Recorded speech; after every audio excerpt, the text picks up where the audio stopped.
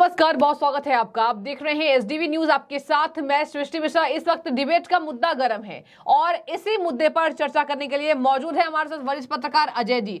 अजय जी, देखिए, वॉशिंगटन तो चले गए राहुल गांधी और इन पर राहुल गांधी पर यही बातें बोली जाती है कि बाहर जाते हैं तो देश के खिलाफ बोलते हैं।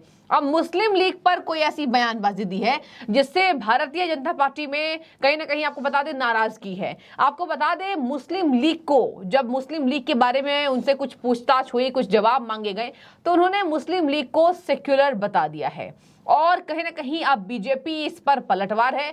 अमित मालविया आईटी सेल के प्रमुख हैं, भारतीय जनता पार्टी के बड़े कद्दावर नेता। उन्होंने देखिए क्या कह दिया, कहा कि ये मजबूरी है, वायनाड में सक्रियता बनानी है तो इन्हें मुस्लिम लीग सेक्युलर लगेगा, जो देश के बंटवारे के लिए जिम्मेदार है। सर, आपकी अहम टिप्पणी होगी क्योंकि आपने इतने दिन से पत्रकारिता की है, तो आप भली भांति समझ रहे होंगे मुस्लिम लीग ने क्या किया है। राहुल गांधी 2023 में ऐसी बातें बोलने को मजबूर क्यों हैं, बताइए। देखिए सृष्टि जी, ऐसा है, इस पे बता दें कि राहुल गांधी की मजबूरी है।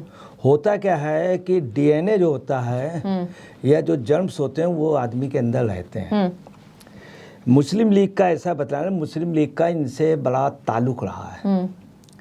इनके जो नेहरू जी के पिताजी थे मोतीलाल जी, उनके बाबा जो थे और वहाँ जहाँ के कश्मीर में थे, तो मुस्लिम लीग के वो लोग बहुत खास थे। हालांकि मुस्लिम लीग बाद में आज़ादी से पहले गठित हुआ, मगर जो उनकी जो फैमिली थी, इनके बाबा की फैमिली, उसमें एक तो नेहरू जी आ गए थे तो वो अपने को कश्मीरी ब्राह्मण हो गए थे। हम उस पर ज़्यादा नहीं जाना चाहते हैं। तो मेन चीज़ है, वहाँ पर भी मुस्लिम लीग के जो मेन कार्यकर्ता थे इन्हीं के परिवार के लोग, इनके बाबा के पहले के। दूसरा, नेहरू जी को जो प्रधानमंत्री बनाया है, इस देश में नेहरू जी कभी प्रधानमंत्री नहीं बन सकते थे, ना ही कभी चुने गए थे, कभी नहीं चुने गए थे।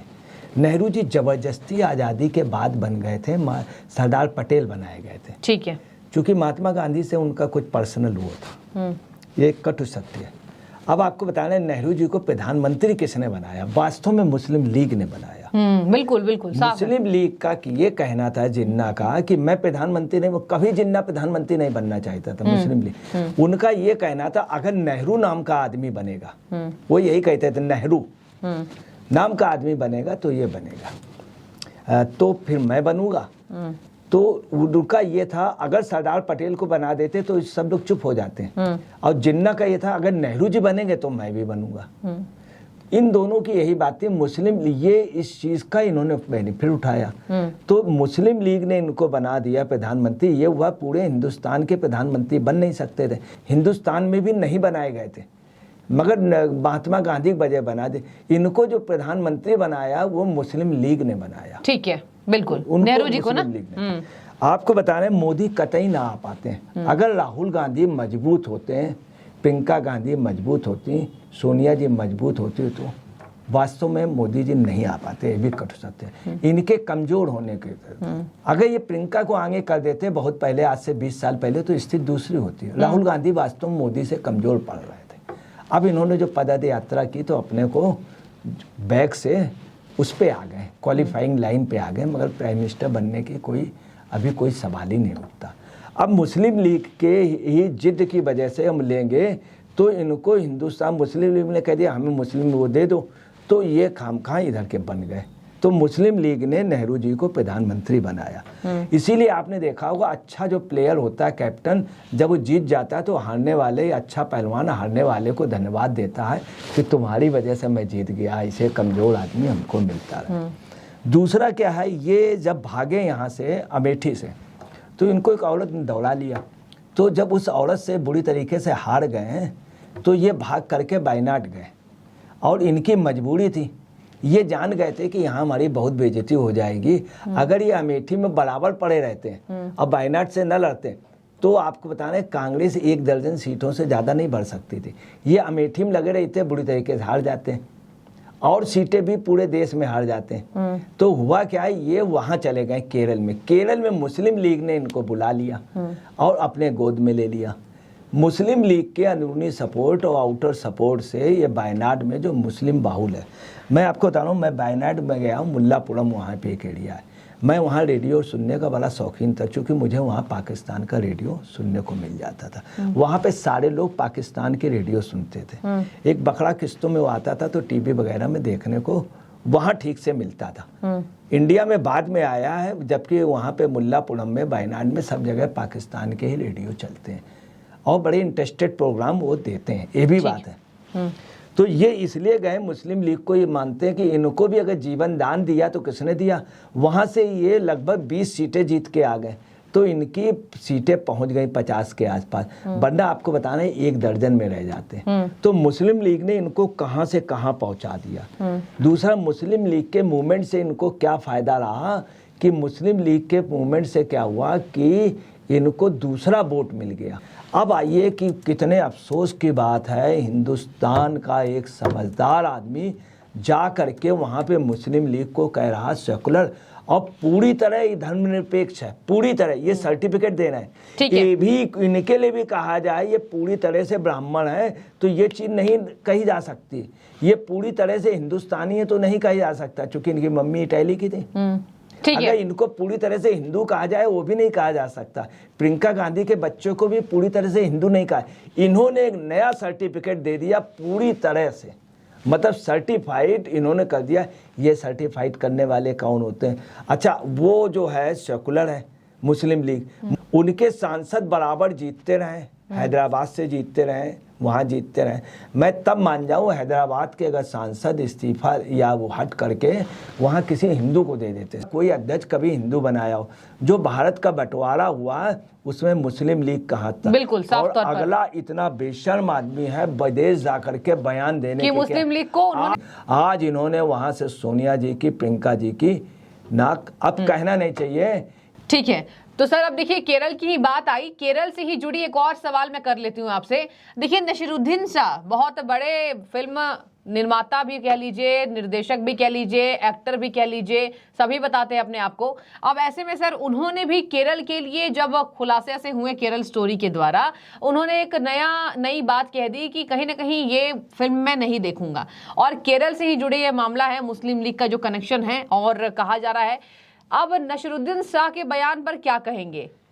देखिए नसीरुद्दीन शाह के बारे में बता रहे हैं, बहुत अच्छे एक्टर थे किसी समय। ये अनुपम खेर और गिरीश कर्नाड और मतलब कोई और ओमपुरी, ये सब ऐसे थे जिनका वास्तव में अशोक कुमार। अब आपको बताना है कि अफसोस की बात है, नसीरुद्दीन शाह के लिए वास्तव में इमीडिएट देशद्रोह का मुकदमा करके इस व्यक्ति को अरेस्ट कर लेना चाहिए। ठीक है, उन्होंने कहा गलत है ये भी बात है। अभी जो बात मुस्लिम लीग की ओर से, मुस्लिम लीग को हिंदुस्तान के मुसलमानों ने नहीं माना कभी वो 10 सीटें नहीं जीत पाए हिंदुस्तान में, मगर नेहरू जी ने हमेशा माना और नेहरू खानदान ने माना, राहुल भी मान रहे हैं। ये कितने अफसोस की बात है।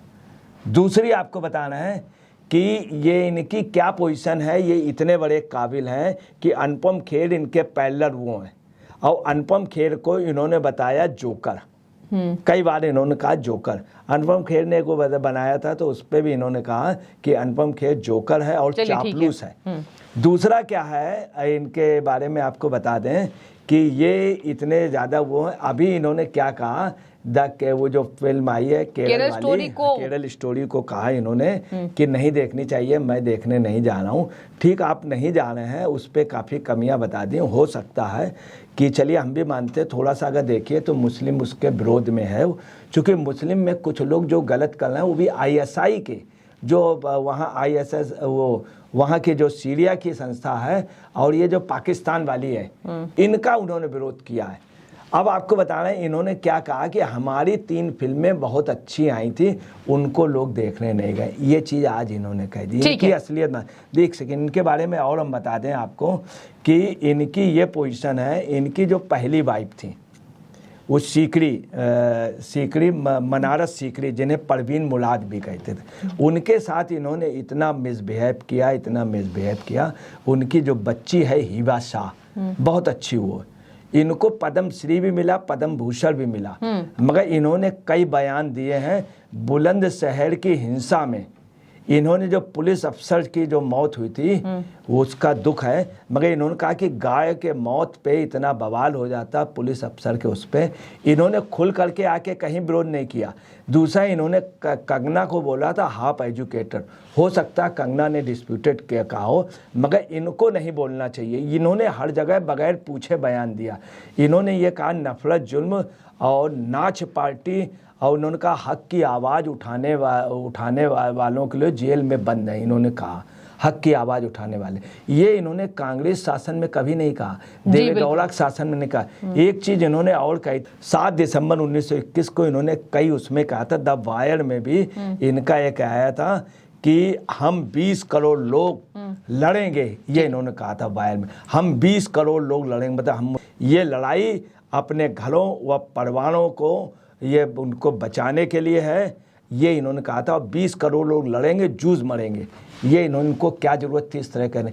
इनके पास 365 करोड़ रुपए की नंबर 1 में संपत्ति है। आपको बताना है कि इन्होंने क्या है, इनकी जो पोजीशन है, इनके ऊपर जैसे इन्होंने जिस तरह 20 करोड़ वाली धमकी दी थी, ये व्यक्ति जो है ये जो है ना ही मुस्लिम हित की कभी बात करता है। इतना सिंसियर हो करके इस व्यक्ति के ऊपर राजद्रोह का मुकदमा होना चाहिए, और सबसे ज्यादा अगर देखा जाए कट इनका रहा, इन पर राजद्रोह होना चाहिए। ठीक है, अब देखिए यहाँ पर हमने दोनों मुद्दे को इसलिए आपको बताया क्योंकि देखिए केरल में अगर हम मुस्लिम लीग की बात करें तो वो केरल कांग्रेस गठबंधन का हिस्सा है, और केरल मूवी जो आई थी द केरल स्टोरी, उसको लेकर नसीरुद्दीन शाह ने बहुत बड़ा बयान दिया कि मैं तो देखने नहीं जाऊंगा। यही वजह है कि मुस्लिम लीग पर दिए गए बयान को भी हमने आपको समझाया, राहुल गांधी के और नसीरुद्दीन शाह के केरल स्टोरी को बैन कराने जैसी कई ऐसी बातों को लेकर भी हमने आपको मुद्दों से साफ कराया कि आखिर ये जो राजनीति है, ये जो मानसिकता है, ये किस सोच की परिचायक है। तो आप तय कीजिए कि इन दोनों के बयानों को आप किस तरीके से देख रहे हैं। एक राहुल गांधी ने